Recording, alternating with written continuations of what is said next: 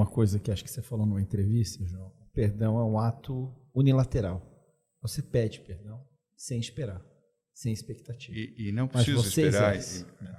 Bem colocado, é isso mesmo. Você não pode pedir o perdão entendendo que a outra pessoa tenha que ter esse ato. Se ela tiver, ótimo, mostra a grandeza da sua parte.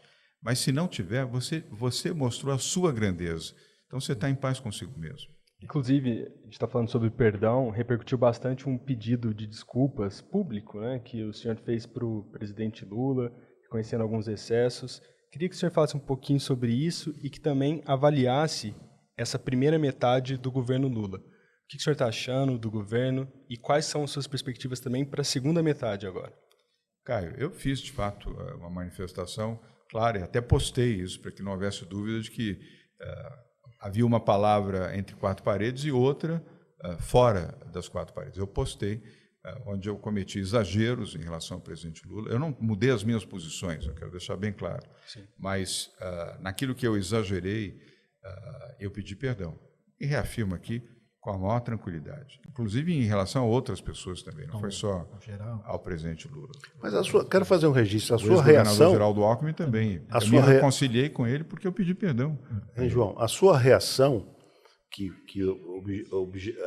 saiu nesse teu perdão, mas a sua reação é uma reação a uma manifestação do Lula. Eu fui ver isso. O Lula dizendo, esse coxinha, papapá, que em 2016, né? nunca trabalhou, papapá. Eu quero ver se o João Dória tem carteira profissional, papapá. Foi isso que suscitou a tua reação, que agora você pede perdão. Pode ter sido exagerada, mas eu não acho que foi exagerada a tua reação, não. Porque foi uma reação a uma manifestação primeira do Lula, ofensiva e inverídica. Tá certo? O presidente Lula teve sensibilidade naquele momento, ele percebeu que poderia ser uma pessoa, vamos dizer, um adversário naquele momento, com alguma propriedade. Ele estava certo.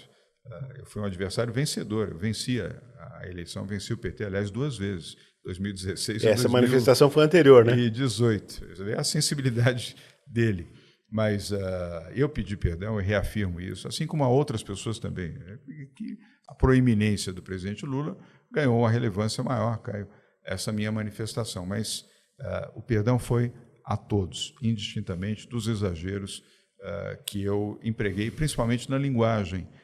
Fisicamente, nunca agredi ninguém, nunca bati ninguém. Aliás, é uma das piores circunstâncias é você perder o controle para agredir alguém. Mas a agressão verbal, ela também machuca. Então, hoje eu tenho uma ponderação verbal muito maior. Eu não falo palavrões, eu não consigo empregar palavrões. Tem gente até que me critica por isso.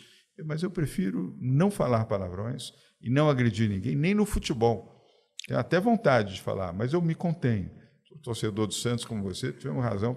Apanhamos muito nesse último ano, agora voltamos à primeira divisão. Nunca falei um palavrão xingando ninguém, nem técnico, nem jogador. Também que esse aqui é o podcast Conversar. Se fosse o podcast do Flow, a quantidade de palavras. É verdade. Em relação ao governo, eu prefiro não fazer análise de governo, porque hoje a minha posição é a posição a favor do Brasil. Eu torço pelo bem do Brasil.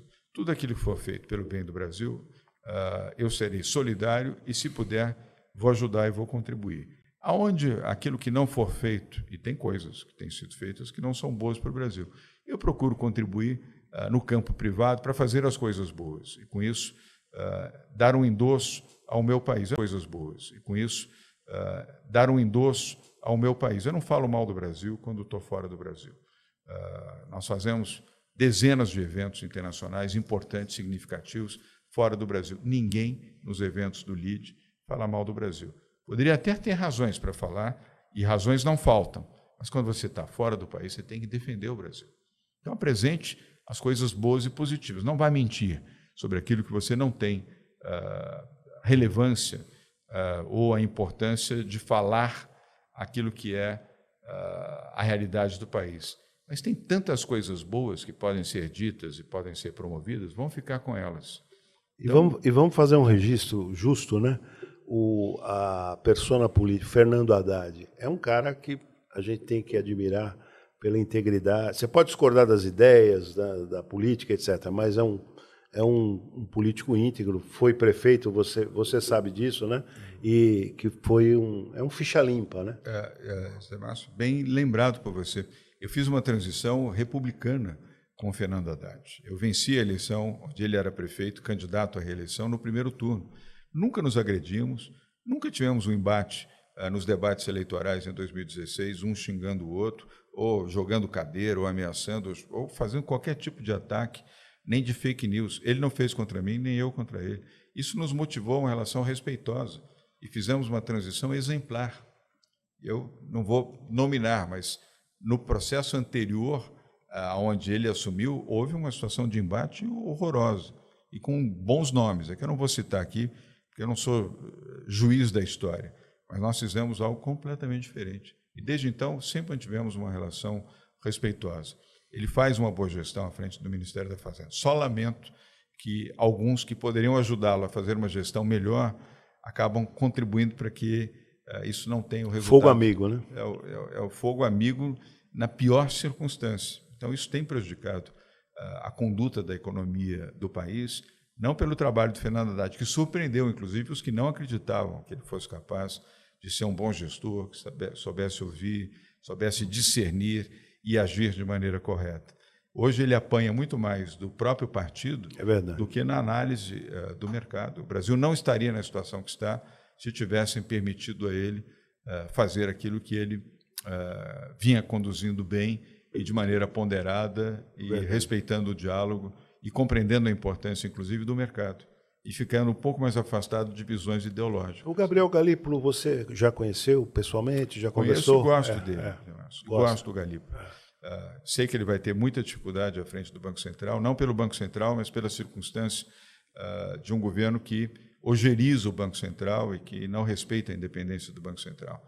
Tomara que mude, e que isso não se... Você teve uma boa impressão dele, então? Eu tenho uma boa impressão dele.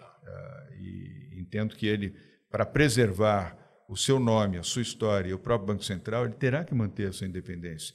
Porque, se não tiver, ele estará desacreditado na história.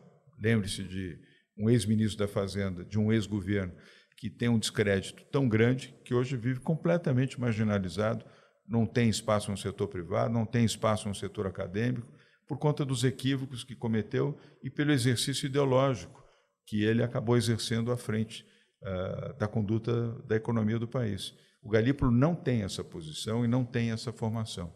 Eu espero sempre que ele tenha paz de espírito, resiliência para resistir, boa capacidade de diálogo. Ele vai precisar dialogar com a esquerda, com a direita, com o setor produtivo, com partidos, muita resiliência, muita competência intelectual e muita paz interior. Eu acredito que ele vai conseguir. Sobre João, Desculpa. Vai lá. 2026, o processo sucessório, como que o senhor analisa esse processo, as forças políticas em jogo?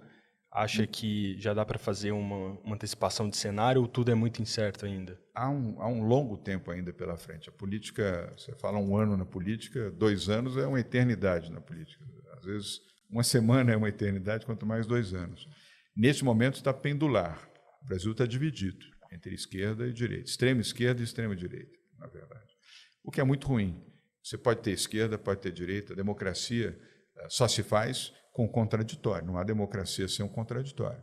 A falta de contraditório é ditadura, é regime totalitário. Mas os extremos são nocivos e se tocam. Né? Os extremos, à esquerda e à direita, têm os mesmos erros de conduta e o mesmo mau procedimento. Totalitarismo, donos da verdade, impõem posições, censuram, não gostam de ser criticados, são iguais. Pode estar na extrema esquerda, na extrema direita, o comportamento é igual, muda só a cor da camisa. Eu gostaria muito que o Brasil tivesse uma visão mais ao centro, capaz de dialogar com a esquerda e com a direita, como foi o governo Fernando Henrique, como foi o governo do presidente Juscelino Kubitschek, como foi o governo do presidente Temer. Vamos ser justos em relação a isso.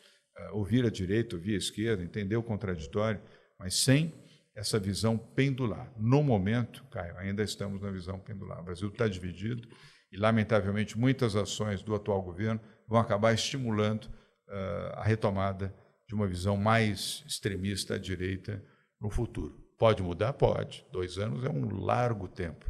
Mas, para isso, nós precisaríamos ter um personagem que possa personificar uma visão mais moderna, contemporânea, democrática, dialogadora, mas longe dos extremos. Agora, João, falando de Brasil e nessa toada aí, esse ano o Brasil cediu um importante evento. Eu sei o quanto o LIDE está conectado com essas questões de ESG, de sustentabilidade.